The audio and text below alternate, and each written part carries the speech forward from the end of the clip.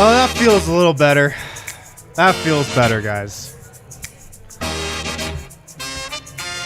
What is up? Welcome in to the Winners Lounge. Let's go! I also want to cry. It feels so good to be back. I missed it here so much. I miss the Winners Lounge. We deserve to be here. I didn't realize how homesick I was. Oh, man, it's been a while. Nuggets won 5 in a row, lost 3 in a row. They get the win today. 1 in a row. They've won 1 in a row, Harrison. Against the Brooklyn Nets. 124 to 104. Nikola Jokic absolutely dominates. Denver gets some great games from its role players. We're going to break it all down for you here on the DNVR Nuggets post-game lounge. Let me introduce the panel. Joined to my left, drinking what a fancy gent. a Manhattan in a martini glass. It's Brendan Vogt. The Mantini, we're calling this. The Mantini. And I'm pretty sure they only give this to me because they like to laugh when I spill on myself. Dude, shoot us straight. That's just Powerade, right? That's it, yeah.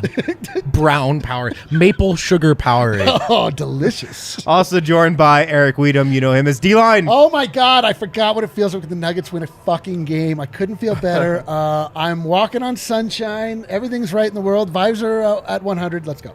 Awesome. Also joined by superstar Dev Johnson. My thing is, everybody looks good. I'm not going to declare that the Nuggets are back. Yeah, please don't. Please fucking don't. It really does feel good to have Aaron Gordon back, Yes, and yes. also for the Nuggets to be back in that winner's chair. I do have a question for Dev right off the bat. If you guys watched the pregame show, Dev broke the news live on air that he's disgruntled. He wants out. Does this win want you to commit any more to this show and to this podcast? Just really thinking about it, like I really do see the potential in you guys. Okay. Like, it changes the once potential. you pick up a few wins and stuff like that. Like we were without, a guy that takes a lot of shots tonight in Adam Mares. So it was good, and also you guys seen what it looks like when I get more attention and I get the ball in my hands. I could create for you guys a little bit more. I've always said, Dev, your loyalty is your biggest flaw. That's you've always said that. You've texted me that. You've actually shunned. We have a secret group chat without Eric in it. That's right. We Without say me things either. like that often. So Sick. you say those things. Wow. The spacing on the set has been great, I have to say. Like, no one's legs are bumping into the table. That's always a good sign. Well, I'm glad Dev's. I'm glad Dev's given us another chance. That's all I'm asking for. We did it. Yeah, just another chance. Put me on the Supermax. He's not going to Philly quite yet. Well, guys, I feel like we know where we should start. We talked in the pregame about how Michael Malone challenged Nikola Jokic to take more shots. His shot totals were a little low over these last 2 games that he played in. They were both losses. Well, today, 12 of 15 from the floor for Nikola Jokic, 27 points. He gets the triple-double, 12 rebounds, 10 assists. He was, like I said, 12 of 15 from the floor. He was 12 of 13 from two-point range. He missed one shot within the three-point arc the entire game. Two, today. I think. They have 2 on the... One was kind of like a shot clock heave. So maybe that's... Oh, within. Excuse me. Yeah, he missed 2 threes, 1-2 today. My first time doing a show. He's like, Michael Malone's like, Jokic, you got to shoot more. He's like, say less. He takes 2 more shots than he did in the previous game. Right. He did lead all Nuggets in field goal attempts, though. And so that you can at least say, I don't know if there's a number you pick, and that's really... it's true. But that works for me. He should shoot more than the other players. Yep.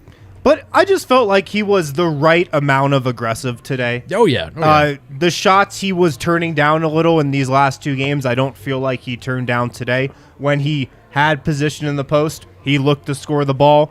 When he was open, elsewhere, he let it fly. So I was happy with his level of aggressiveness today. He got some really nice contributions from other guys up and down the roster. So he probably didn't even need to score 27. But I thought this was a great response from him. Yeah, he started off in patented form where he took very, very few shots in the first quarter. And then in the third quarter, he was like, you know what, screw it. And he just went God mode. Mm-hmm. And in the second, right, where he got 14 points. Yeah, well, in the second quarter, I've got it right here. He scored 12 of Denver's last 18 points to end the second quarter. In the first half, he scored or assisted on 16 of the Nuggets' 30 baskets. Yeah, man. So we see what we always want to see out of Jokic, where he's just that toggle switch. He was like killer, And then he's like, facilitator. Killer, facilitator. Yeah. Also, just like the idea of Jokic saying, hey, I hear you. You know, I should shoot the ball more. But also, I have a pulse on the team like no one else in the world does. So while you guys want me to shoot the ball more, I'm still going to make the right play every single time down. Yeah.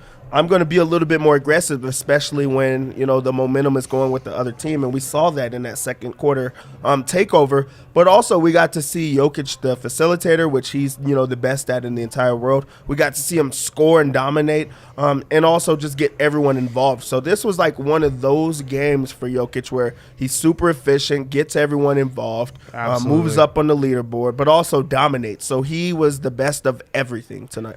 And it probably should be stated, and I'm one person who said Jokic needs to shoot more. These last two games, a lot of it was the product of the defense, and it's not like Jokic was making poor choices. Like the Milwaukee team, they were begging them to shoot threes, and everyone was hitting them. In the first half of that New Orleans game, Denver was hitting their threes. There are just little pockets of swings and momentum where it's like, hey man, this is really getting away from them. Yeah. And tonight, he was like, well, I'll press that button now. And that's what you felt in the second quarter. Yes, exactly. Because the game was hanging in the balance. Exactly. And he sensed that, and he took over. Right. Yep. And so that was what you love to see. He, of course, is our DraftKings Sportsbook. Wait, really? King of the game. What? Do you want to bring that up, Kale? It was an easy choice today. Baku did hit a there three. He is. All right. The DraftKings Sportsbook King of the game. 27, 12, and 10. Another triple-double. He has 7 triple-doubles in his last 12 games. LOL. Guys. Yeah, speaking of the number 7, he's 7 away from Wilt Chamberlain. That's going to be big.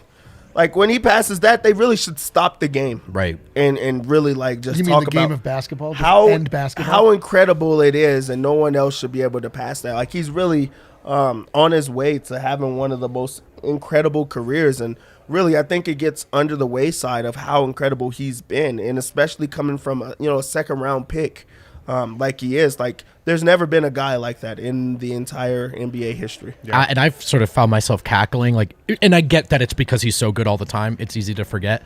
But there have been a lot of questions.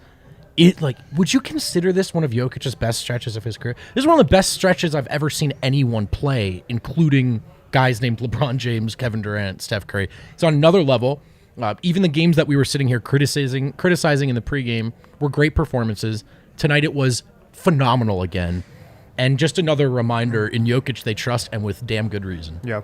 And I say he has 7 triple-doubles in his last 12 games. The games where he's missed the triple-double, 25, 12, and 9 against the Pelicans, 21, 16, and 8 against the Timberwolves, 26, 10, and 8 against the Nets the first time, 28, 21, and 9, and then 34, 9, and 8. So he's just missing by a max of 2 assists or rebounds. Did you guys feel, Dev, did you think they were chasing that Jokic triple-double tonight? They don't always do it, but Jokic looked like he was going for it. Barton got that shot up at the last second.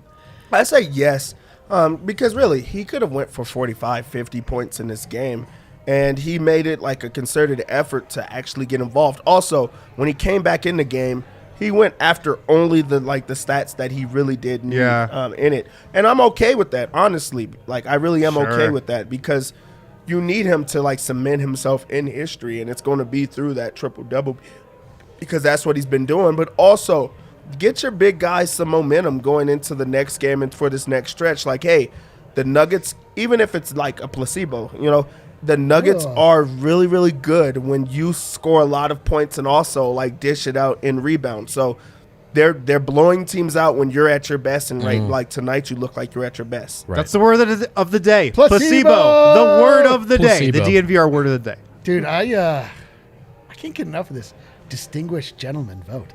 Just casually holding. I know this is a vibe right now. Like, man. and he's not just crossing total neutral tones. Not crossing his legs in the four-way like the rest of us. Right. Like an elegant gent. Yeah. Like, doesn't it look like he just got done with a Zeppelin trip and he's regaling us just all? straight out of the Great Gatsby. I'm gonna go home. I'm gonna throw gym shorts, a flower shirt on. I'm gonna smoke some pot, and it's gonna be a hard left turn from this. And then still holding that glass. Yeah, I'll bring this with me. I'll drive home like this. I guess some more on Jokic. 2 steals tonight, 1 block, and it was an emphatic block. Jokic. Who was it he rejected Was it at Cam? the rim? Was it Cam Thomas? Was it Cam Thomas? It's whoever stole the ball from him. Yeah, it was basketball player on Hooper crime. That's what that was. But that was an emphatic block at the rim. He only ended up playing 30 minutes tonight, which was interesting and a good thing because here's what happened in the second half. First of all, the Nuggets only held the Nets to 27 points in the second half. That's really the reason why Denver won this game. And Jokic left the game in the third quarter with a 17-point lead. The Nuggets bench let that lead get down to 13 early in the fourth. And then I think it was 10 before Malone signaled for Jokic to come in off the bench. But then he had to sit at the scorer's table for like 2-3 minutes.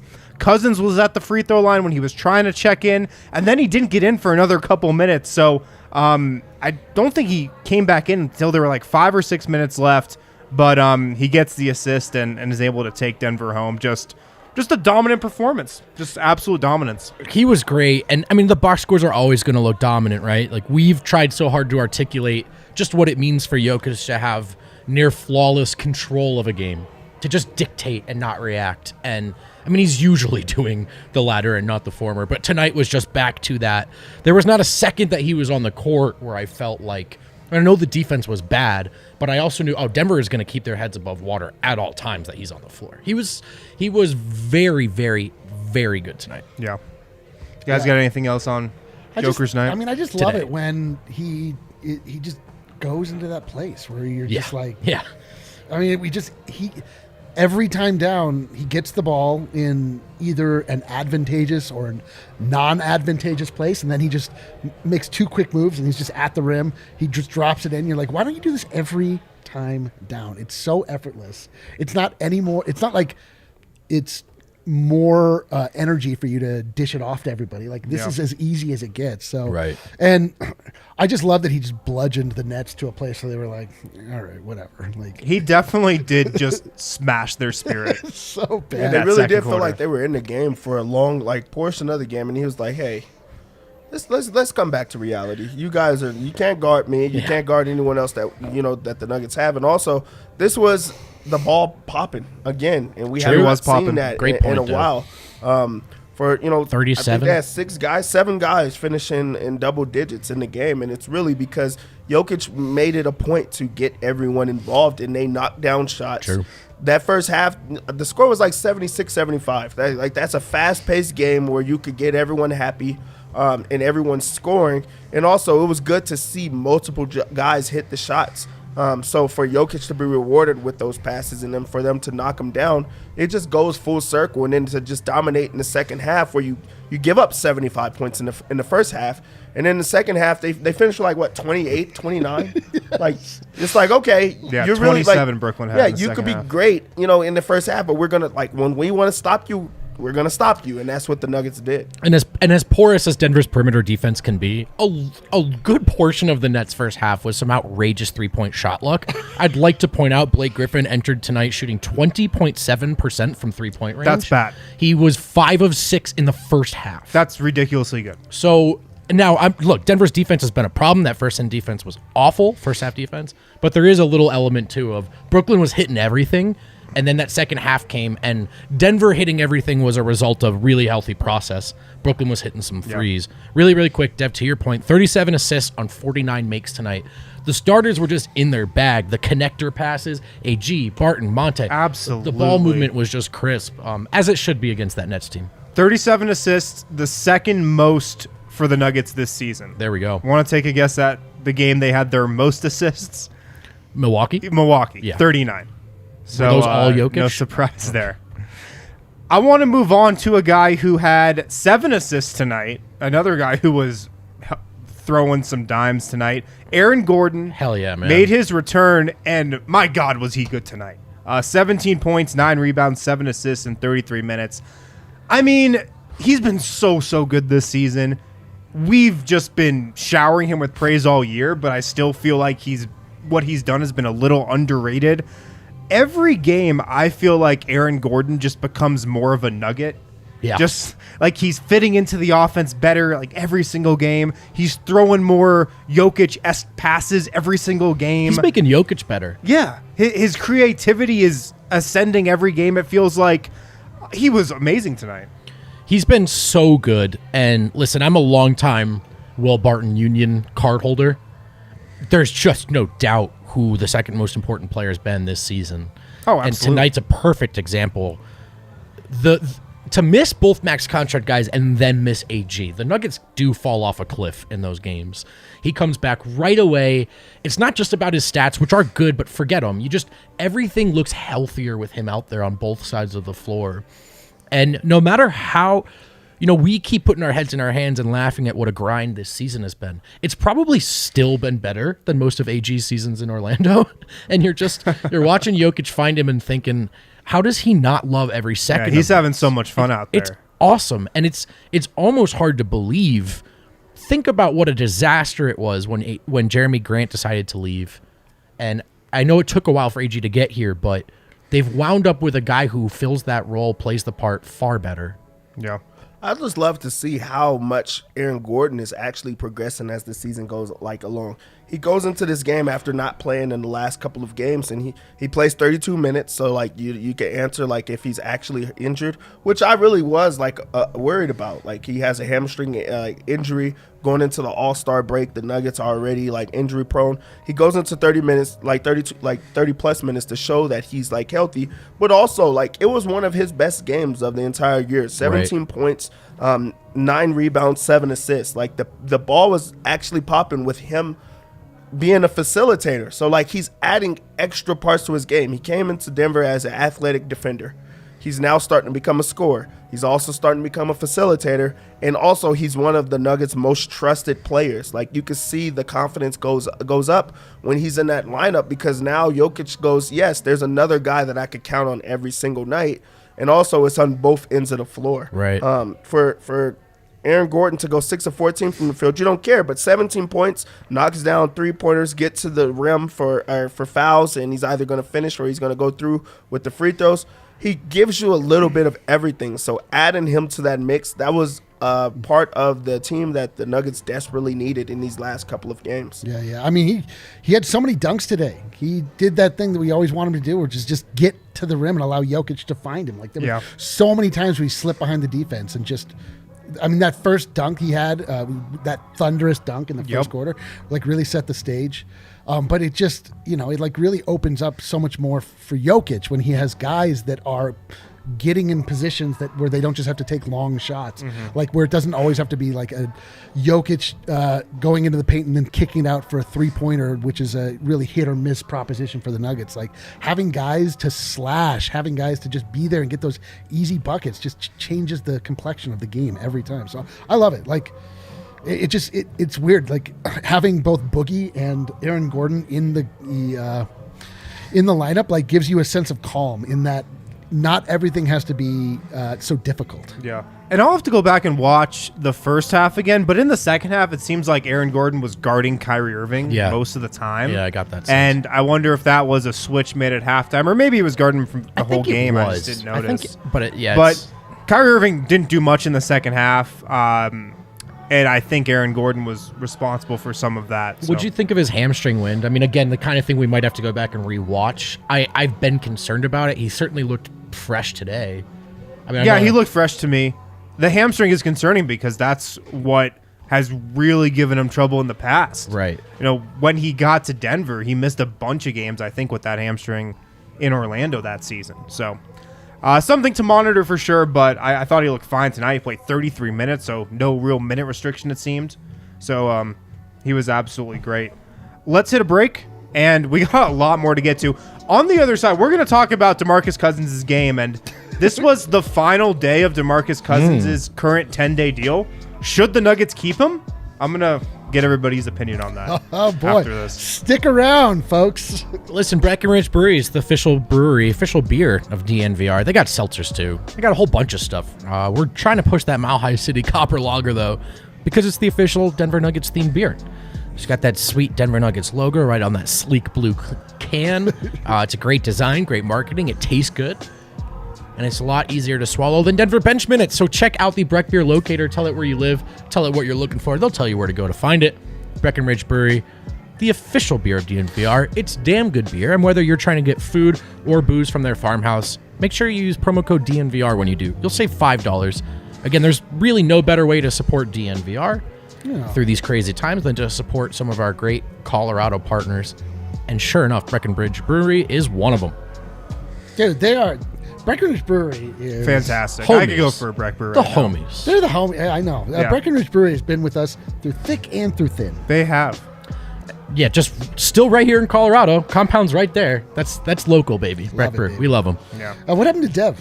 I don't know. I don't know. I was thrown off by that Is as he well. not a fan of Boogie Cousins' I think- Nuggets tenor? I think that he forced a trade. Is this unprecedented, by the way? Has anyone actually just left the show before? I don't think it we is do that. unprecedented, Yeah. Yeah. Yeah. Oh, he's back. Oh, he's back. Okay. Welcome back to the DNVR Nuggets postgame lounge. We're presented by DraftKings Sportsbook, of course. I think I forgot to say that at the top. Use the code DNVR when you sign up and download the DraftKings Sportsbook app right now. All right, so DeMarcus Cousins, 16 minutes tonight. He was back in the rotation. 5 points, 9 rebounds, 2 assists, 1 turnover, One technical. 3 fouls, 1 technical foul. This was the last day of his 10-day deal. So this is his second 10-day deal with the Nuggets. The first was a COVID hardship, so doesn't really count. He's on a regular 10-day deal right now. The Nuggets could sign him to another 10-day deal starting tomorrow, and then, make a decision on him from there. I'll go to you first, Vogt, on this. Based on what you've seen, should the Nuggets sign him to another 10-day? Yes. I mean, there's more work to be done to find whoever that replacement is, right? Whereas this is a center who's here, been around, seems yeah. willing to be playing for you. And just by virtue of being that, he's had a big positive impact, I think. I don't think he's been great, but I think the bench has been better. And so I would say yes. My top concerns with Boogie, durability. I think he looks very... I mean, by the way, it sounds like a huge knock. It's really understandable given where Boogie's at in his career, but the conditioning is not at peak levels. And then also, this one is kind of a knock. Boogie looks like he wants to retire. He Yeah, that's looks tough. like he's miserable on the basketball floor. But if he wants to play, I think they need to keep him around. It's making the Nuggets better. I think he definitely still wants to collect checks. Yeah, that So part in that I think sense- he's in on. So we've had him now for 2 10-day contracts. The first one was cut short, right? Like, Yeah. Correct. How short? Do we know? I think in like the 7th day. 7th day. So we've had him for 17 days and gotten 5 games out of him. Yeah. Okay. Not great. but Not ideal. Not ideal, but he does make a difference. Like I think we've won every time that he's been on the court. That is the thing. The Nuggets are 5-0 with DeMarcus Cousins.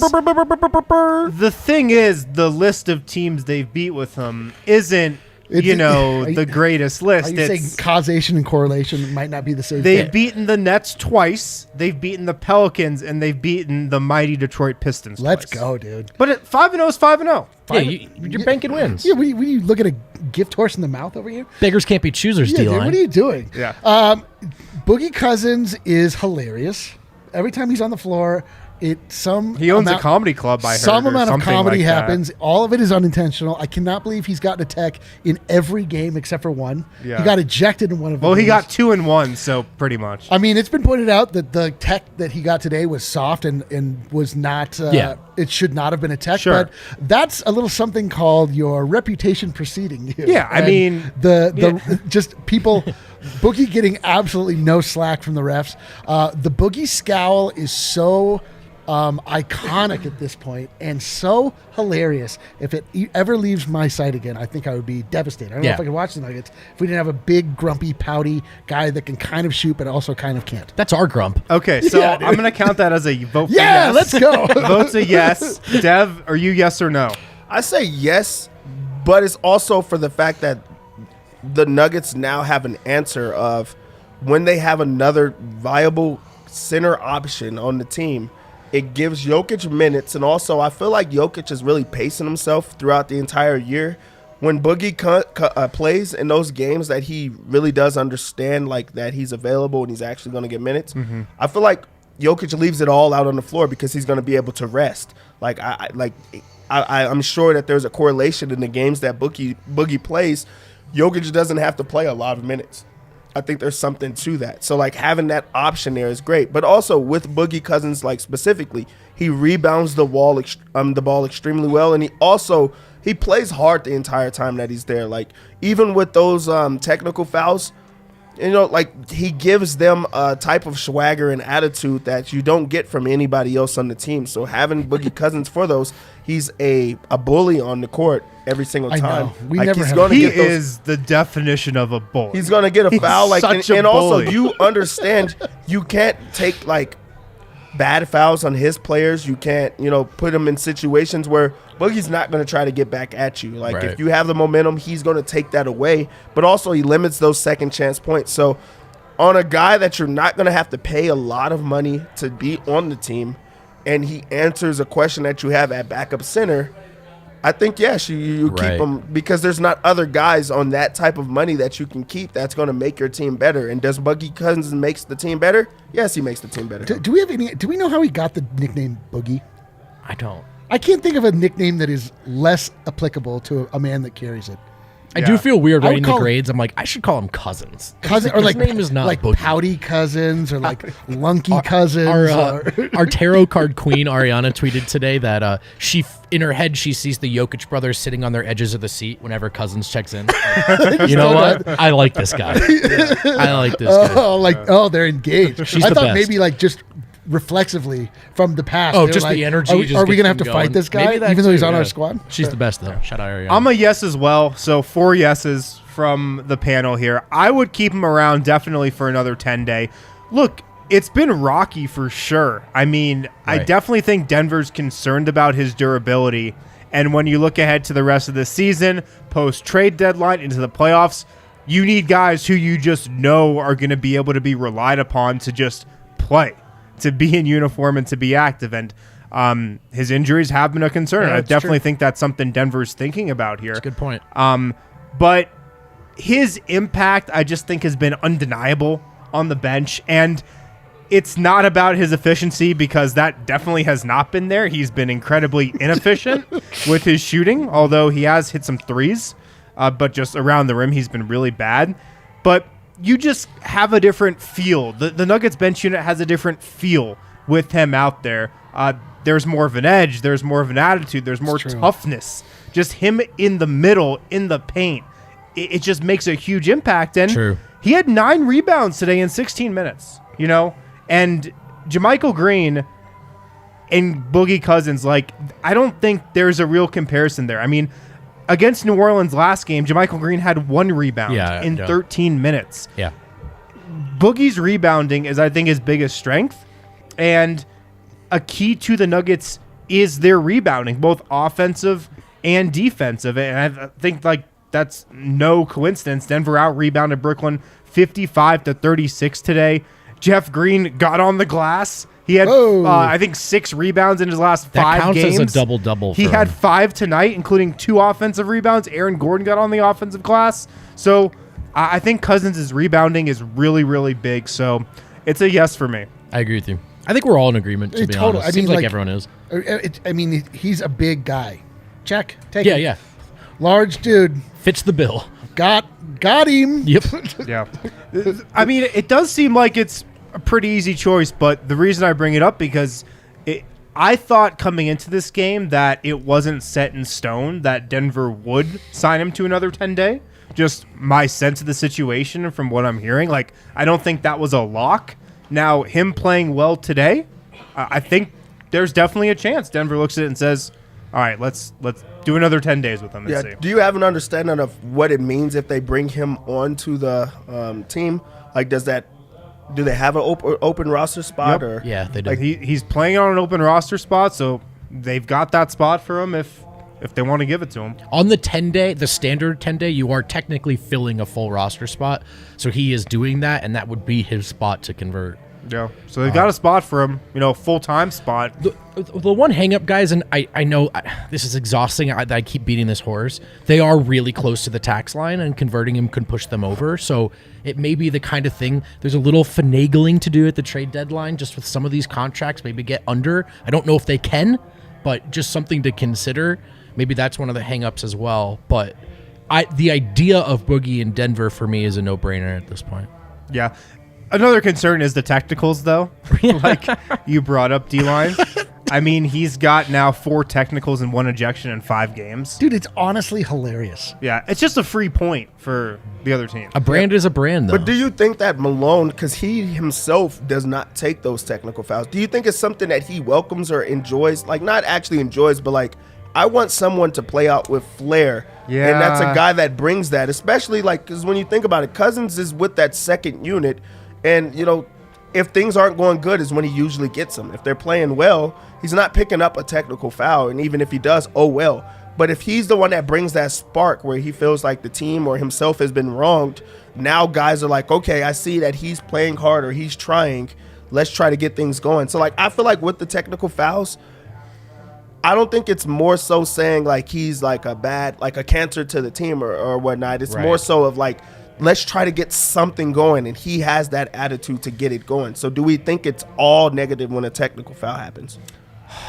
No, not all negative, but I think some of his texts have definitely been negative. Totally. Like the one today. I mean, I know everybody was saying like, oh, he shouldn't have gotten the technical, but I mean, he did. He did something to get the technical. also did have- He said something. Yeah, he also had plenty of opportunity to stop saying Yeah. things. Yeah. Yeah, I know. He has like no runway with the refs. But like, you know what, right. there's man? nothing. Whatever. Like, Well, I'm we're saying like whatever, but at a certain point, like he's going to end up having to sit at some point in the playoffs. Or Oh, something well, like he does if he could get that every many year. as a backup guy, I mean, there's clearly he's an issue averaging there. 1 a game. But this is a question I have for you, especially, Eric. Would you rather him get technicals where it's 1 point or 2 points, or would you rather the second unit look like they looked like before he was there? Oh, I mean, I don't know why. Why does it have to be The one or the former. other though? Why can't it be he plays but also doesn't get a Because that's technical every Boogie. game? You're getting who he is. Like, Photoshop just, like, couldn't change impossible. Boogie Cousins. He is who he All is, right, and well, that's what you're going to get. So like- you either are going to get a bad attitude Right. player on the court who really does make the second unit better, or you're going to get the second unit that they used to be. So that's my question. Which one would you rather have Well, I mean, personally? it's like asking for Adam without the Jason's Deli shit. You Oh, know, my that's gosh. just a part of it. It's like, him. do you want to follow Adam without knowing what birds went to the That's right, little yeah. lake behind his house? not up to you. Woo, not up to you. You're either going to follow and find out about the fucking birds, or you're going to have to unfollow him and not know about what's going on with the Nuggets. So I don't know. It's a real Sophie's choice. I'm going to rock in a hard place. I guess I'm going to take those technicals. I'll take the technicals. I accept I'll take the it. Flaws technicals. and all. That's what Rayvon says there. I think that's. I hope the Nuggets keep DeMarcus Cousins around. Friend of the show, Alec Gwynn, replied to one of my tweets about Cousins' technicals today and goes, "Are we sure Boogie hasn't lost money on this 10-day? Because he's not getting paid a ton of money on this 10-day. Legitimately great And he's question. losing money with all these technical fouls. It's a very legit question. Oh, that's awesome. Very legit question. Dude, that would be Oh, amazing. maybe that's why he's so upset. I'd be mad too. playing for free. He's playing Yeah. for free right now. Guys, somebody who had a sneaky good game today, Will Barton. Oh, This is a good Will Barton game. okay. I'm excited for this here. For sure. 21 points for Will tonight, or today, 6 rebounds, 4 assists, 2 turnovers, shot 7 of 12 from the field, just 2 of 7 from 3, but a pretty efficient night for him. I mean, this was a great bounce back game from Will Barton, Vogt. 21, 6, and 4 is good. I mean, 2 turnovers. One of those he busts his butt, immediately gets that big chase down block. That's more of the stuff I think a lot of the frustration stems from. Like, okay, you turn it over, happens to everyone, but get back. Tonight he did. Listen, I feel like these last 2 games before today were outliers in what's actually been a good 3-4 weeks for Barton. Not great, and I know his defense has still been terrible, but I actually have liked his decision-making. I think it was thrown out of whack by a Jokic-less game. I think he went chasing a result he missed the next game. Tonight, much better. Only 12 shots. Look, I mean, Barton, it's going to be inconsistent, right? If he's going to have to be the second best guy, you won't feel satisfied. If he's your fifth best guy occasionally giving you this, you're going to think it's great value. And so really easy to say right now after he plays a good game, but for me, it's a nice reminder that it's not always the horse shit with Barton. It's really not. This is a great bounce back spot for Barton, who was like really like he was shitty. We talked about it. He was shitty, and he bounces back in that, and he doesn't shy away from who he is. He still takes his 12 shots in a game, but also all of his misses were 3-pointers. everything else he got True. to where he wanted to on the court and knocked him down. And also he was reliable in that sense of getting to the rim or knocking down his mid-range jumper. And also when he got the ball in his hands, he made a quick decision. Either he's going to shoot it or he's going to get everyone else involved in. He fit in. Like, I think that's what the issue is with Barton, is because people think he's like really selfish. In this game, he goes for 4 assists, 6 rebounds. So he showed that he's willing to put himself in those type of situations. And also it was the energy and effort in these last 2 or 3 games. When Barton makes a turnover like that, he gives up on the player. He drops his head. In this game, he gets immediately back on defense, and he tries to make a play, even though it was a bad play that led to that where he puts himself in. He's like, okay, I'm going to try my hardest to make up for it and put myself in a situation where guys aren't going to like drop their head about when I get the ball. So this was a great Barton game in the sense of you saw all of the things that he does to make the Nuggets better, and he looked really good.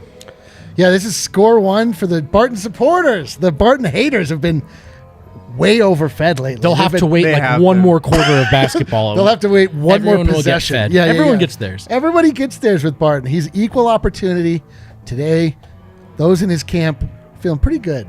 Tomorrow, probably will feel awful. It's how it works, but that's what it is with Will Barton. It's just what it is, man. Like, the Nuggets are missing their top players. Now their 4th best player becomes sometimes their 2nd best player or their 3rd best player. Maybe their 5th best player gets moved up. This is the story of the season, and this is Will Barton really typifies the idea of never too high, never too low. Absolutely. As a fan, like not only with the team, but like as a fan, like watching this guy. Sometimes he sucks, Sometimes he really sucks, and then sometimes he's awesome, and then other times he's fine. And it's like you just kind of let it happen because that's what it is with NBA basketball. Yeah. You have every team has this player. Yep. By the way, shout out chat. We see you. We see how positive it's been. Even some of the resident Barton haters showing him love. So we see that. We acknowledge that. Yeah. Okay, all right. And if you think back to Barton's last game against New Orleans, he went 8 of 15 from the floor, 17 points, 3 steals he had in that game, 4 rebounds, 2 assists, but he had the 5 turnovers, and it was really that one stretch, I think, to end the first half when he had like 2 turnovers, an offensive foul, a bad shot. He didn't have any of those stretches tonight, and it was just a consistent, disciplined, positive, just careful game from him, I thought. That was good. And it was great to see. I see the 15 mil figure thrown around a lot. Like, Barton's not paid that much. He's just not. If you're expecting him to be your 2nd best player, you will feel underwhelmed. And it's had to be that way and at times. Angry. Would like to remind everyone he's not paid that way. And when everyone is healthy, he's not asked to be that. So just a reminder that, like, I think the big thing with Barton is you talk about being too high or too low. Whether you're a fan or a detractor, you cannot view him as a star because he's not one. And I think both the highs and the lows will be that much easier to swallow and appreciate and stay balanced on if you remember that part. Yeah. Every team has that player, to D-Line's point. Every team hates their coach's rotations. Every team hates their bench. Yeah.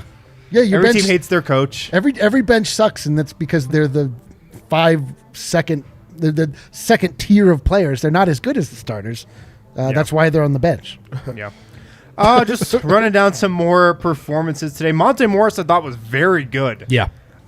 12 points, 8 assists, 0 turnovers 5 for rebounds Monte Morris too. tonight. He also led the team in plus minus. 30. Plus 30. Plus 30. Good Lord. 30. 3-0. Starters rolled. Yeah, and for him to lead the team in plus minus on a game that he did not shoot the ball exceptionally well, like that goes to like show you like how much he is flowing with the offense. And also the ball popping, it really is with him as well. Like, of course, when Jokic is like facilitating and getting everyone involved, it's great. But for your point guard to be a guy that doesn't have to take every single shot or have a great game like offensively and still be able to get everyone involved, I think that goes a long way. Monte takes care of the ball. This was a game that if you had the turnovers as well, especially with how great the Nets shot it in that first half, like the game could have got away from them because like with turnovers, like on top of that, they would have had momentum. But Monte like answered back every single time or made the right play where it's like you're going to go into the half even, and the Nuggets went up 1 in that first half. So Monte like did what he had to do, especially against like Kyrie, Irving, and those young guys there. He really held his own, and that's a guy that he really isn't a starter, even though he's playing as a starter, and he looked good. He's been playing great. Got the podium game against New Orleans last game. Mr. Nugget just stepping up here big time. Yeah, it's nice to like just get performances you expect out of the guys you expect. Like, you just Monte Morris just being steady. Like, yep. That you're like, okay, yep. all is right. Yep. Boogie Cousins got a tech. Monte Morris was steady. Nikola Jokic was dominant. Was a beast. And the bench was not great. It's everything's in right order. No, go ahead. No, please. Okay. I insist. Let's talk about the bench. Let's get into some rotation talk. Let's go, dude. Rotation Twitter. Rotation Twitter. Let's go. Tap Represent. in. Tap in right now. Michael Malone goes with Austin Rivers over Davon Reed in the rotation, which I thought was an interesting choice today in the first half, and then Rivers got hurt right before halftime, did not return to play in the second half. But he was not great in the first half. No Davon Reed. Zeke Naji, again, the third big off the bench, seems like he's really cemented that spot. And aside from just blowing a wide open breakaway layup with nobody near him in the first quarter, I thought he played a pretty okay game tonight. What did you guys think of some of the performances off the bench? Are we laughing about the Zeke Naji? Yeah. Oh my God. That one. Man, dude, I don't. Do you when he think first came in, I immediately tweeted, Right. "Man bun Zeke Naji alert." yeah. Which, by the way, is not a positive alert. No, it's not a good thing to see. Did we think? I mean, is there like some sort of like hair product involved with the man bun? Were his hands covered in some sort of slippery product? Yeah, I don't know why he mixed it up because he was playing well. He was playing great with the shag. The shag. That is guaranteed to win Shaqtin' the Fool, Shaqtin' the Fool of the Year, whatever see that is. Happening in real time, right? Yo, that was yeah. so little load rough. up. Yeah. He's like, you could see the gears like they all want me to be more tenacious. Certain big men, when they get that throw ahead pass on the break, you're holding your breath. Dude, I was shell shocked for like 10 minutes. I don't know what happened for 10 minutes after that. I liked Zeke Naji in this game, and especially like him responding back after a play like that. Yeah. On a guy that does not play a lot of minutes and also is like fighting for every single second that he has on the court because he's not played a lot this year. He did not like shy away from that. He played hard. He got back on defense after and for a few plays. And he also did the things that, what they've become accustomed to knowing from Zeke Naji. He's knocking down that three ball. He's like, hey, I'm not a dunker. I'm not, an athletic guy like that just does those type of things. He is an athletic guy, though. Kind of.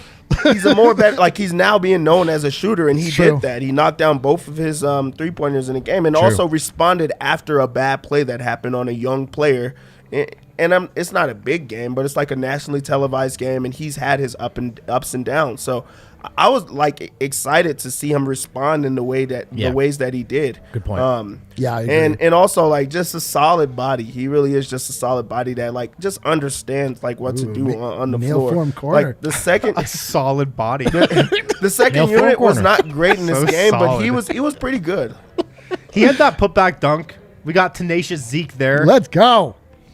I liked That was his what he lone did. rebound of the game, but less of an important thing with Boogie in there. So Yeah, definitely. No, Zeke was good. I love the spot he's in, getting 20 minutes per game around that. Solid He's body. now, I think, leading the league again in 3-point percentage. He's over 50% again from 3 this season. still think he wild. should shoot more. Yeah. We were just so enamored with his shooting form last year, and it's just like getting better and better and better. He's an elite shooter, man. He really is. Absolute knockdown. Should we start spelling his name Zecc? Zecc. Zeke, like, because he's got a solid body? No? Oh. Jesus. I mean, you're the Twitter guy. You're the Twitter guy. I mean, the bar's pretty low for us, but I think that might still be That's even lower than a us. little Wow. higher. Yeah. All right. Wow. I went Michael Rebounder Jr. All right. Let's take another break. On the other side, we'll hear from Adam Morris, hopefully, who is at Ball Arena. We'll get the lowdown on what Michael Malone and some of the players said in the post-game press conference. Can we even do around the association? Yeah, there are some games going on right now, so we could get to that too. Chat loving that one, Eric. Wanna, don't you wanna? I'm not talking Fanta. I'm talking wanna fast asleep THC CBD products that you can pick up at Lightshade, Colorado's premier dispensary. 11 locations, not soon to be, currently 11 locations here in CO. Need to catch up on some shut-eye after the big game. No matter when you take them, this well-rounded recipe will leave you feeling rested and refreshed in the morning. Over-the-counter pharmaceuticals knock you out with powerful drugs that leave you in a fog. So don't do that. Get in the wanna game. Wanna, don't you wanna go to sleep, feel good in the morning. Do it at Lightshade. And here's the best part, promo code DNVR. That's going to get you 25% off your order, your entire order. Not one time, not two times, every time you come in. So do it. Colorado's premier dispensary, Lightshade. Check them out. Tell them we sent you. Can't believe the big game got woven into that even. I know. It's a requirement for every podcast spot. You have to mention the big game. Dude, it's the big game season. Every copywriter just has to write that into the podcast read. The big game. You know, like Brooklyn, Denver. Yeah, today's the Pro Bowl. 1:30. Pro Bowl is today. That could be the big game. Are we allowed to say that? Do we know how far the NFL will go? That could be the little game. The little game. Hey, there's a bunch of big games, sweet games, underrated games going on at Glendale, a.k.a. Rugby Town, USA. If you haven't heard of the American Raptors, they're the newest rugby team here in CO. It used to be the Colorado Exos. Now they're the American Raptors. We expect that branding to stay. It's athletes who have competed at the highest level of their respective sports. Coming in backgrounds from football, basketball, baseball, wrestling, soccer, track and field, ping pong. I made that last one up. These athletes excelled at other sports. Now they're testing their skills at rugby. What's the best thing about hitting up an American Raptors game? They're free. You heard that right. Free 99, free.com. Head over to AmericanRaptors.com and grab your free ticket for the upcoming season. If you can't make the game, AmericanRaptors.com. We'll be streaming them from their website. And here's the deal. If you want to know more about rugby, get it done with the DNVR Rugby Podcast on the DNVR Podcast Network, hosted by the homie Colton Strickler. Check him out. Awesome.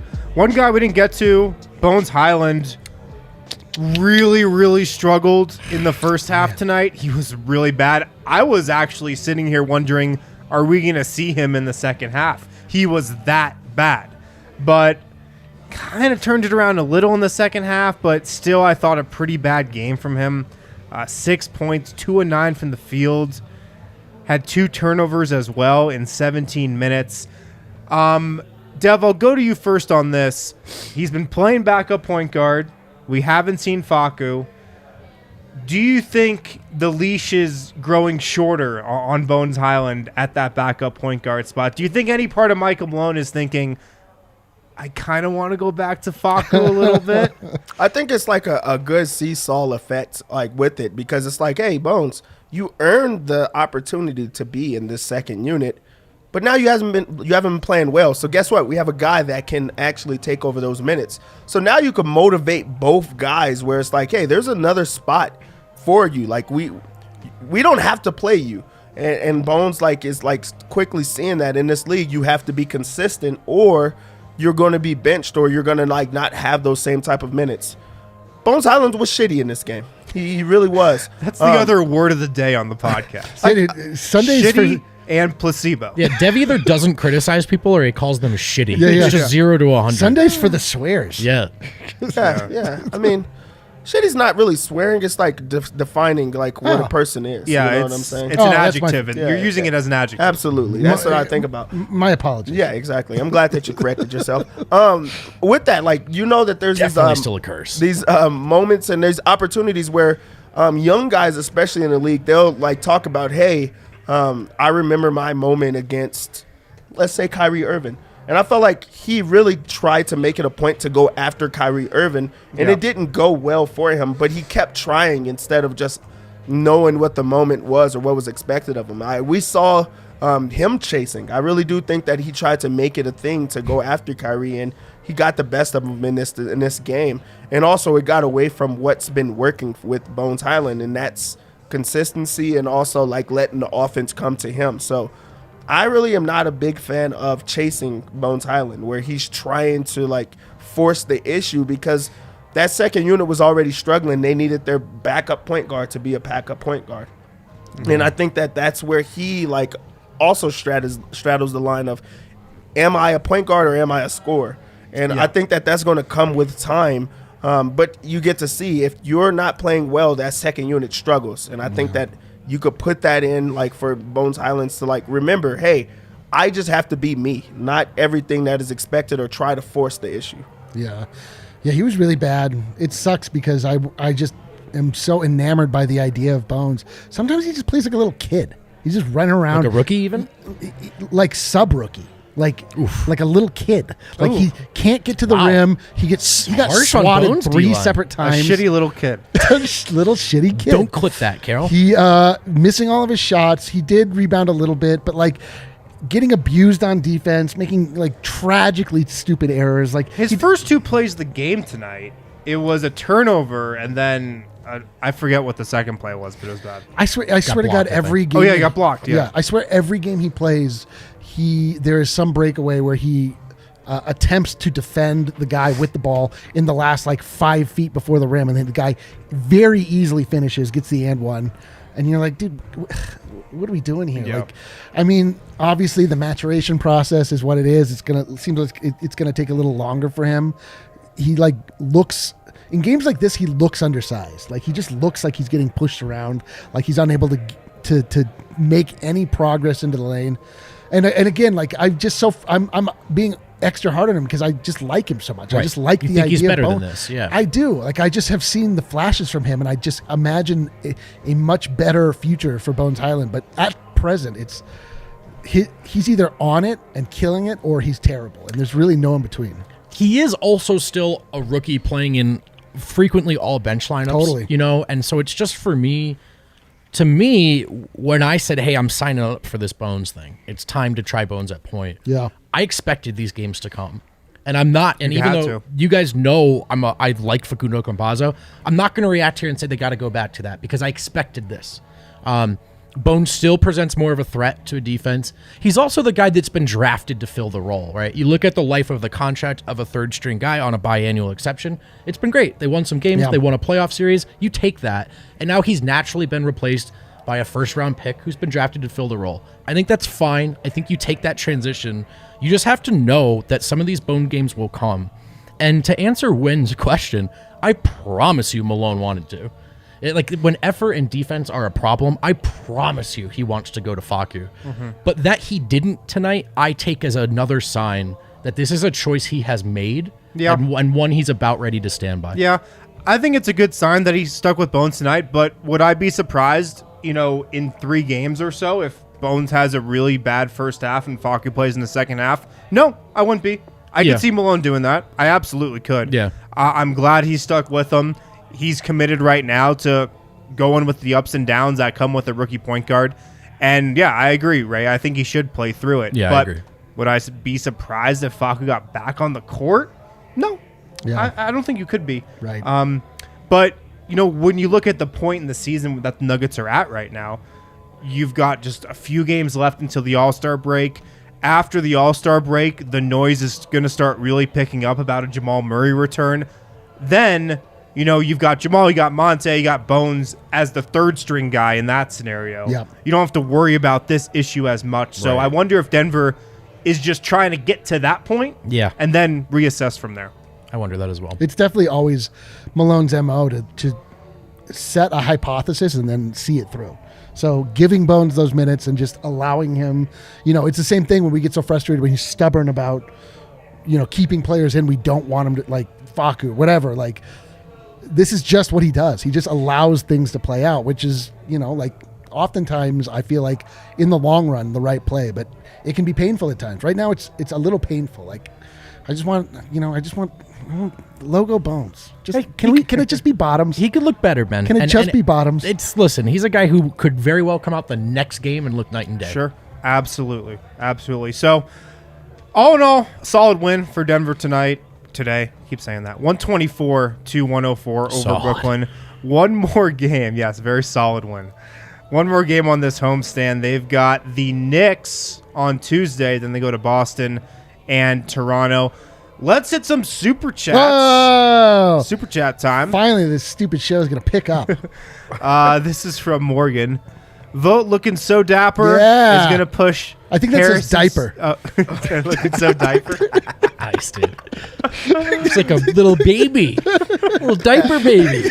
Gonna push Harrison's t-shirt look back to Carter wins. Glad the Nuggets didn't fall for a second trap game. AG, we missed you. Fact. That's a great. Yeah. Hell yeah. I'm saving the Carter win for special occasions, for must-win games. Yeah, you can't just break that out. I can't burn it It all. would lose its That's right. power. Can't burn it at this point in the season. Thanks to the super chat. Our guy Flo chiming in here.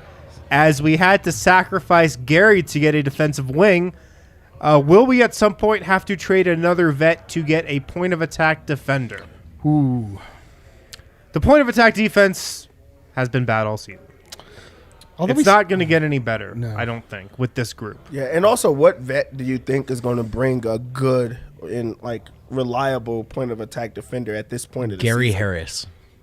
Yeah. That's a joke. I'm sorry. No. Although we seem to bring one in every year, like A Shaq Gary? Harrison, Yeah. Davon Reed. Davon Reed. Like there are. How many minutes do they play? Hey, did Well, Davon Reed crash his car into Malone's house? Yeah, Yeah. what did Davon Reed do? I'm going to have to launch an What's investigation. going on? He seems like the most lab-built Malone guy Yeah. in the league, Right. and he can't buy rotation minutes. It's perplexing. 2 minutes tonight. I mean, those were just in garbage time. Golly. He started the last game. He's been playing like 25 plus minutes a night. Rotation Twitter has taken notice. I will Yeah. say. Oh, good. Good. He got that shot up real quick too in garbage time. He's like, yeah. I got 90 seconds to get this thing up. For sure. But could Denver use a point of attack defender? Absolutely. Absolutely. Like Derek White would be great with the Nuggets. He's good. He would be so good. I don't know how they get him. They'd have to trade a big salary like Will Barton to get him, though. Monte Barton kind of package. Yeah, it'd be the Barton salary. Maybe Bryn San Antonio would be interested in Bryn Forbes. Yeah. That'd be pretty sick. Maybe we could get Keita Bates-D up while we're Oh at it. hell yeah, dude! All right, last super chat here. What do you think about trade for a defensive guard and put Barton to the bench when everybody gets back so he can play at the wing? This is Harrison's favorite question. This is in my wheelhouse. Yeah. No, I think you keep Barton in the starting lineup just because that starting lineup is so good. And then, you get a defensive wing and you can play him at times to close games if you need him out there. Yeah. But no, a defensive guy, a defensive point of attack defender, it's definitely a need. Definitely a need for this team. Barton on the bench hasn't worked. I do think that's something we have to, because that question comes up a lot. It has earlier on. It did when today. Yeah. Like in there the were second half, he times- played That's a with the good point, bench. Jeff. The That's a second good half, he point. played with the bench I today, just and it think worked. across the season to this point, Yeah. it's been a little uninspiring. Yeah, everything about the bench has been uninspiring. That's also Like true. absolutely everything. Like it's not. In you still, I would like to see the number of games in a row where there has been the same bench unit. It has to be a jarringly low number, 5. Like there's Right, just 'cause of the guys in and out of the lineup, guys in out, injuries. guys, yeah, like whatever. Boogie comes in, Boogie is out. Bones is in, Bones is out. Yep. Unreal. Yeah. Bryn Forbes, also on that bench unit, had 11 points today, 4 of 9 shooting, 1 of 4 from 3. That was a solid game for him. Are we ready to grade the trade? I'm all for grading the trade. I love grading the trade. Let's grade I the think trade. we should wait for it. Oh, I we're not don't ready know. to grade the trade. I have no idea. Don't grade the trade. Not yet. We're not grading the yet. trade. We got to let him get some time and to just Okay. prove himself. Can't a grade little that bit more. trade. Okay, Like, we're let's not going to grade the let's- trade. Let's wait. Yeah. Let's wait on the hate. No, we're not going to grade the trade. We're going to wait on the hate. Yeah, everybody Okay. knows that. Should we get to around the association? Oh, Should we take a little tour around the A? ATA. Let's see our what's real happening on job. this Sunday afternoon. Let's go to Philadelphia, Dateline, Philadelphia. where Joel Embiid is making gosh. a strong play for the pity MVP. 40 points, a huge game from God damn Embiid. it. My God, DeRozan had 45 points for Chicago. Oh, What so a he got game this outscored. was. He got outscored, but Philly won, Dang. which they haven't been 45, doing with 9, and Embiid as 7. of late. Big game. Damn, DeMar. That's insane. Come on, Jokic. I DeMar wish got- Jokic would see this and be like, all right, fine. 40? I'll go 40. Dude, I'll do that too. I meant to send this to you guys in the chat. I was listening to the Hoop Collective podcast with friend of the show, Brian Windhorst. Oh, friend of man. Big Ryan friend Wind- of the show. Yeah. So I got to send this to you guys. But if you go back and listen to the last podcast that they did, he went on like he was giving a trivia question about Embiid, and the question was, what player has the best winning percentage in the NBA? So like when that player is in the game, like which team has the best winning percentage? And he said it was Embiid, but he actually messed up like the trivia question. It actually wasn't Embiid. It's Chris Paul with the Suns, I think, because the Suns just have like the best record. Anyways, people are like finagling trivia questions to try to pump up Joel Embiid. There. Trivia questions? Yeah. Is there no realm? Is nothing sacred? Trivia questions? Yeah, because there's like a right answer on a trivia Trivia question. questions are unimputable. You can't mess with a trivia question. Brian Windhorst, shame on you. But 10, 11 free throw attempts for Joel. Can you imagine? What a and life. Jokic had how many free throw attempts? Four free throw Oh, attempts. that sounds Four. right. Four of them. Remember that one? Remember that shot he had where the defender, which was Blake Griffin, was literally hanging on his arm. Yeah. And there was no call, but the shot still went up and touched no part of the rim. And went And the straight ref through. goes, "It was clean. It's clean, bro." Clean, bro. Clean. Man, the effing Minnesotas. Let's go to Minnesota. They get another win. Minnesota's hot. 118-105 over the Pistons. Oh man. That Karl Van Doe Towns is so hot 24 right and now. 12. D'Angelo Russell's back. He had a nice game. Malik Beasley 20 points off the bench. Shout out Malik. Minnesota's hot, guys. Yeah, and they've been doing it without Anthony Edwards being like incredible. That's what has true. actually been bothering me. They've been running a little bit more through Karl Anthony Towns, and he's been answering that calling. Like, I just don't enjoy the Timberwolves being good. I don't. Nope. Sucks. Let's see what else we got here. Dallas, they're up on Atlanta. 51-42 in the second quarter. Okay. Wrap that one up. Yeah, not a lot to talk about there. A lot of in-game scores. Boston's playing Orlando. Another opportunity for Gary Harris Jason to Tatum is up one his of- trade value. 6 from the floor. One of Tough 6. start for Jason Tatum. Oh, no, that's or not a tough start. you could say It's an average start. Yeah, it's about par. That's what he does. Yeah. He is that a sounds plus about right. 16, though. I like He's going to go 4 for 21, and everybody's going to say, but he had 19 Yeah, points. I would have gone my whole life without realizing how deeply inefficient Jason Tatum is. If not for you, Vogt, your hatred has shone a light on No the truth. Coast bias. Let's go. Fuck yo. The other game going on right now, Indiana and Cleveland. Pacers are up on the Cavs, who made a big trade.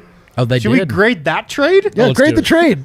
one's Well, so playing wait a it. minute. Did Karis LeVert just switch locker rooms? Yeah, that is funny. The Cavs got Karis Probably. LeVert today Probably just picks up his stuff from the Pacers Walks for across. Ricky Rubio and some picks. I think a first-round pick this year and 2 seconds. What do you think of that trade, Dev? You a Karis LeVert guy? No, yes and no. I think that he's like a good basketball player. Also, I'd like root for guys that come off of big injuries the Yeah. way that he had an injury, and he's still like a productive NBA player. So I do point, root Dev. for that.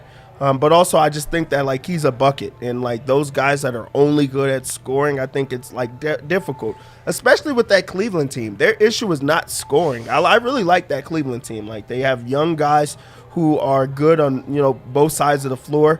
I think Darius Garland is like the best baby in the NBA. Like I know he looks like a child, and everyone else sees it. It's not just me. That's a Who baby. looks more like a child, Eric, him or Bones? In play style or in physical appearance? I don't It has to know. be. It has I to have be no physical idea. experience, and it has to be Garland well- because he's not a rookie. Does Garland have facial hair? Because Bones has a No, mustache. he has no facial Okay. hair. So few babies have mustaches. Yeah, very, very few. But there are I some. think that's accurate. There are some though. There are some mustachioed babies. That's true. So it has to be Garland, It right? got to be Garland with all that. Yeah, with all of that lead up. Interesting move from Cleveland. A real win now move from Cleveland, who appears to be taking this season very seriously, and with good reason, of course. Ricky Rubio expiring and also injured, right? So I'm not 100% sure on that, but I don't think they expected to see him back this year. Oh no, correct? he's out. For the So year. yeah, so they flipped some picks and an expiring injured player, albeit a good one, for a guy who can help now. Regardless of whether or not you think LeVert's a great player, that's an aggressive move Yeah. from Cleveland, who is they're taking a look at a sped up rebuild here, and they're pushing more chips in. Yeah, I love it. I like Karis LeVert. I think that's a great move. Have we graded the trade when it comes to Portland yet? Portland. Oh, the Portland and the Clippers trade. Yeah. Yeah, I'm gonna give it an A for the Clippers and C for Portland. Nice work, Portland. I thought they failed. Yeah, there's nothing great. We were laughing about the idea that you make a trade that just strictly gets you under the tax. As a fan, you're like, hell yeah, dude. Yeah. We're under the tax. Yeah. We're going to lose every game, but we are under that tax. I know, man. Our very rich owner. It's so funny when fans are like celebrating getting under Oh, the yeah, tax. as if it's their money. I know, right? It has nothing to do with your pockets. You should And want look, every yeah, billionaire great bit to of go into business the here. tax. Here's a news flash for you guys. Every NBA owner can afford the luxury tax. Yeah. Breaking news, but they all can. Right. Every NBA owner. Especially Stan Kroenke. But yeah, everything in their life is a luxury something. Yes. A luxury liner, luxury lifestyle, luxury automobile. They could pay a luxury tax as Think well. about the Bolin family. What did he buy that for, like 77 mil? And they're north of $4 billion right now, right? Right. Nice reminder, Dick, that if you feel like you're complaining about the day-to-day expenses of owning a major league team, you can simply sell that team for a disgusting, disgusting profit at any point in time. And stop being a pariah in the city of Denver. Yeah. Just saying, though.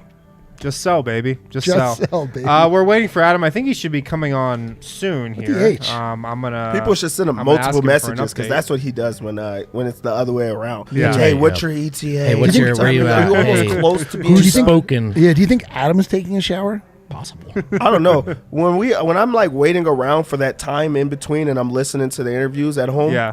I'm cooking, I'm vacuuming, I'm Sure. doing everything. You're making in yourself useful, between. yeah. Yeah, you You're got to getting be a lot done. productive in some way, and then Yeah, like you it can't finally just comes listen into to the your- interviews. Yeah, This is life advice with superstar depth. if you sit there and focus on what's happening right now, it takes away from what you can be doing. Yeah. And what I can be doing is progressing in life, and that's what you have to do in between those. I should Because be- first off, Jokic, he's like the Vernado of like getting dressed. Like he's a MVP, but he's also a guy that nobody really knows when it comes to getting dressed. He's not that good at getting dressed. It takes him a very long time. Is it And because then- his legs are so long?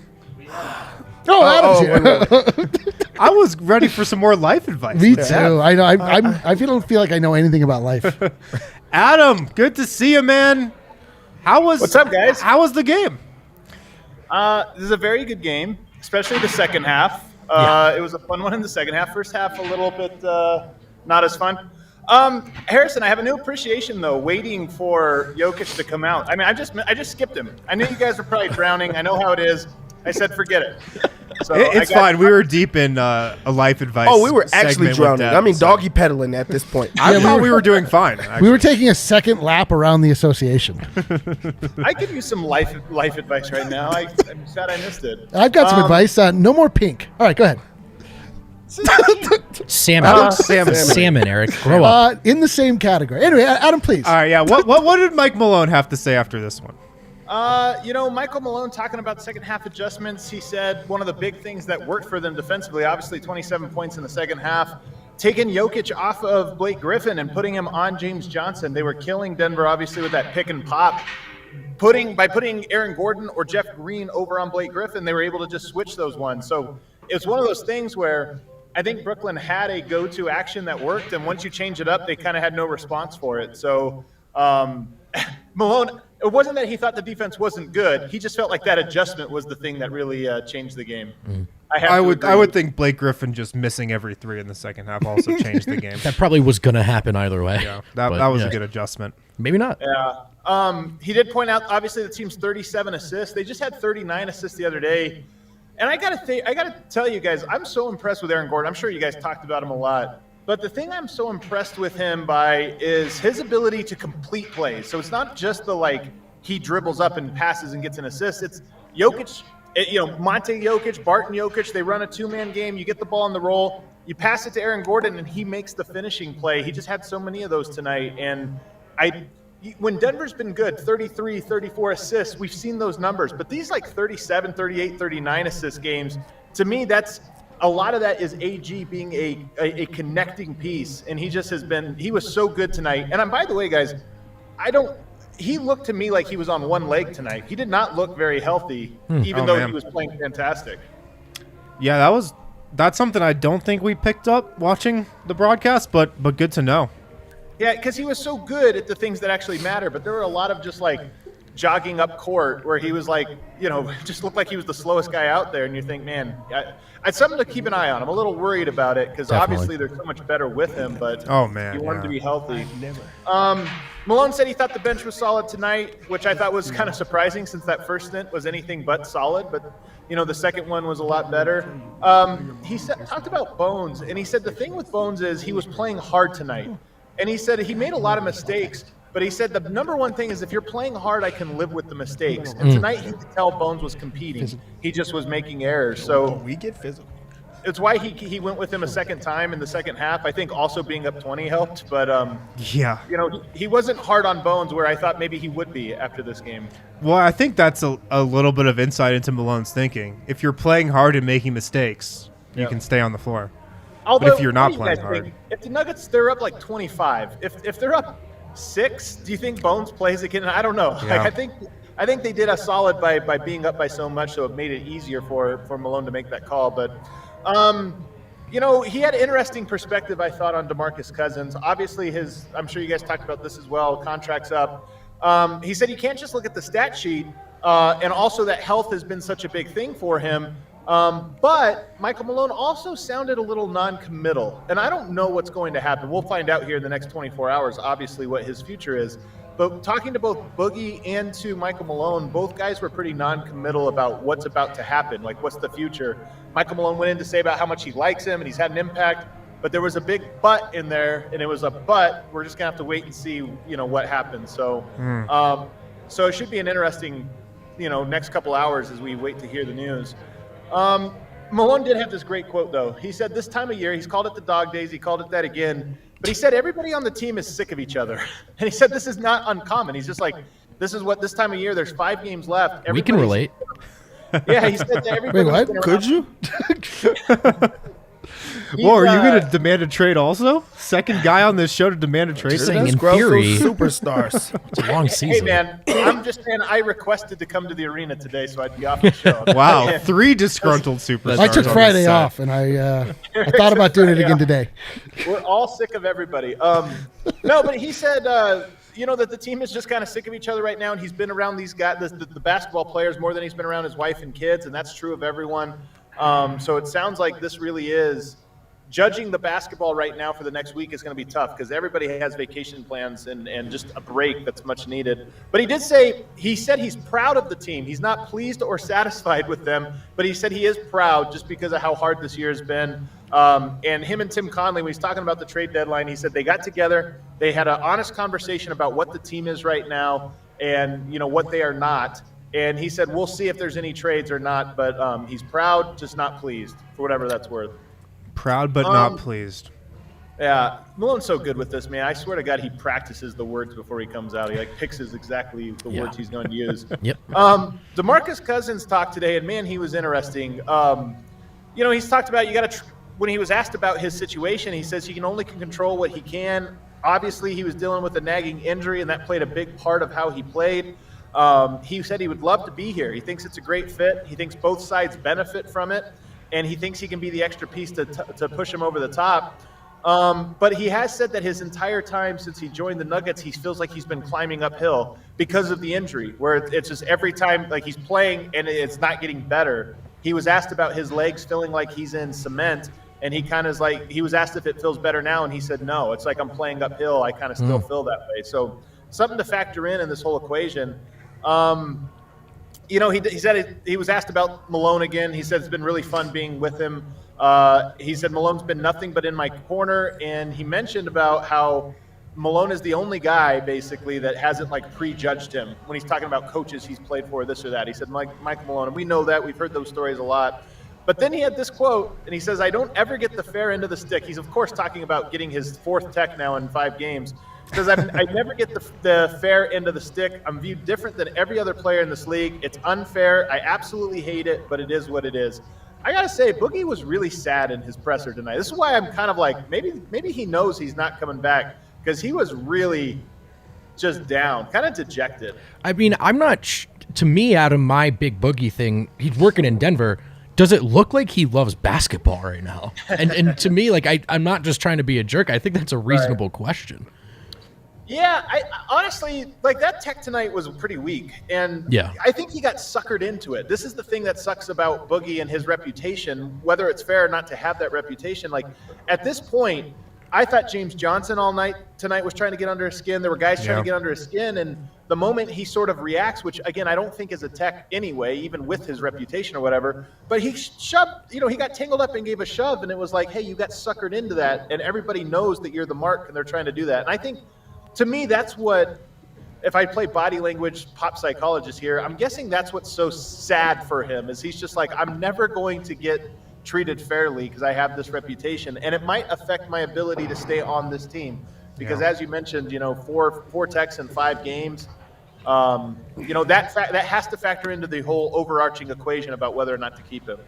Of course, the durability, but also the impact he's made on the bench, I think. Yeah, it's like all that's going to factor in. He's like Royal from Royal Tenenbaums had him. Can't a guy be a jerk his whole life and then have a rebound? I think that's a story everybody likes. Poor Boogie Cousins. He's been a jerk his entire life, and now he's paying for it. And normally that's karma, but when it's on our team, it feels unjust. That's like every Christmas movie. Honestly. Yeah. Jerks their whole life, and then they do one thing, and it's like, oh, there's so Starring Ryan Reynolds. every single time. Yeah.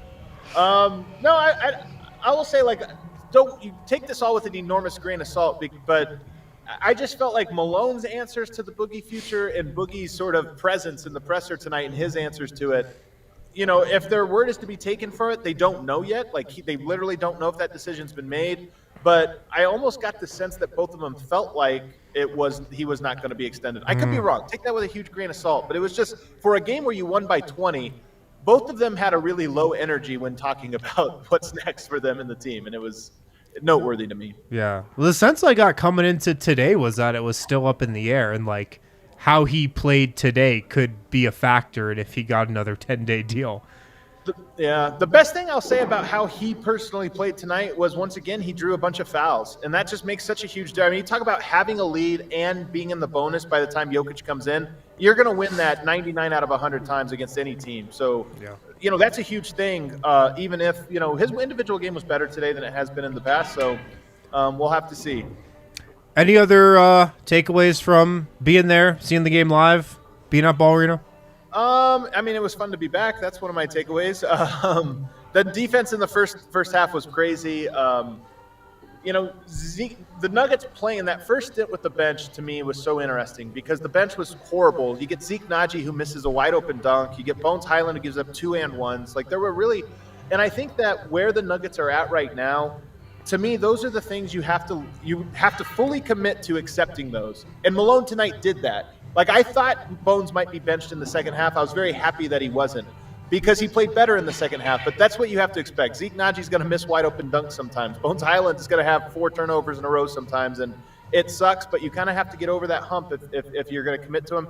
And to do that, you have to be fully committed and say, hey, you're playing no matter what. Don't lose this for us. Cross your fingers and go. All right, man. Good stuff. Good reporting. Nice work. Great work. Hey, buy yourself an ice cream cone on the way home. You've earned it. Dippin' Thank Dots. you. Thank you. Oh, man. Dippin' Dots. The ice cream of the future. Oh, man. Take a trip into the future. All right. We can probably cue that outro music, Kale. Thanks for riding with us today, guys, on this Sunday afternoon, Sunday evening. Nuggets got the win. Feels good, we baby. Got a great winner's lounge out of it. Let's go, baby. Fun. We'll be back. What is it, Monday tomorrow? So maybe we'll do a Monday show. I'm not sure. But the Nuggets play again Tuesday against the Knicks. Of course, we'll be here for the pre- and post-game show then. Talk to you guys later. Let's go.